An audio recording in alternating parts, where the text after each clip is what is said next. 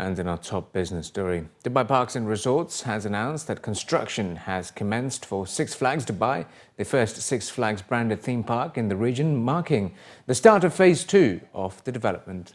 Planned to open in late 2019, Six Flags Dubai will be the fourth theme park at Dubai Parks and Resorts destination and will include 27 rides and attractions for all ages across 6 themed zones: Thrill Seeker Plaza, Magic Mountain, Fiesta Texas, Great Escape, Great Adventure and Great America.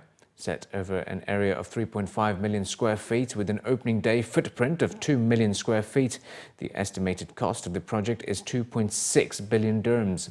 Six Flags is one of the world's largest amusement park corporations with 18 properties in the Americas and in Dubai. It will feature at least 3 world record-breaking rides. Raed Kajur Al Nuaimi, Chief Executive Officer of Dubai Parks and Resorts, in a statement said that this is the fourth theme park at our destination alongside Motion Gate Dubai, Bollywood Parks Dubai and Legoland Dubai, and it will help us strengthen the appeal of Dubai Parks and Resorts as a must-visit destination in the region. Saudi Arabia's economy expanded at its slowest rate in 3 years during the first quarter of this year as low oil prices forced the government to cut spending and raise costs for the industry. Official data shows that the kingdom's GDP, adjusted for inflation, grew by 1.5% from a year earlier between January and March, down from a revised growth rate of 1.8% in the fourth quarter of last year. It was the slowest growth since 0.3% in the first quarter of 2013. Some analysts quoted in local reports stated that the data pointed to a risk of the country's growth slowing to near zero this year, which would be its worst performance since the 2009 financial crisis. The oil sector expanded by 5.1% in the first quarter of this year as the world's biggest oil exporter increased its production of crude and exported more refined products. But the non-oil sector shrank by 0.7%, its worst performance in at least 5 years.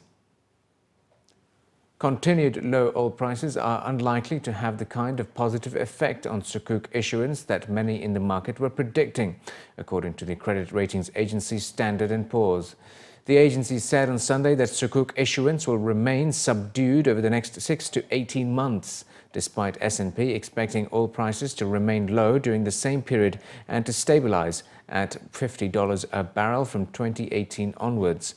S&P is predicting a slowdown in sukuk sales in the second half of this year, with global issuance hovering this full year in the range of $50 billion to $55 billion compared with $63 billion last year. Sukuk issuance in the first half of this year fell by 12.5% compared with the same period last year to $33.5 billion from $38.4 billion. $8.6 billion of this was issued locally during the first half of this year, a 16% decline on the $10.2 billion last year. At the same time, the use of traditional debt in the GCC has spiraled, increasing by 183% in the first half of this year to $36.9 billion. In April, the ratings agency Fitch said global sukuk issuance hit a record in the first quarter of $11.1 billion, up 21% on a year earlier. In a survey conducted among 20,000 job seekers and employers across the GCC, 43% of the respondents said they are dissatisfied by the jobs they're currently in.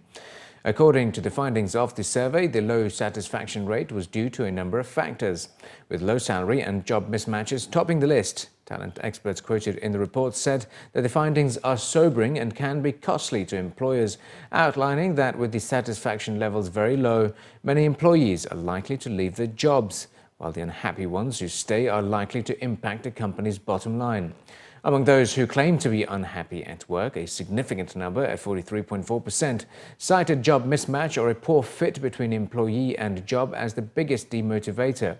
An equally high number of workers of 33.8% pointed to low pay as the main culprit.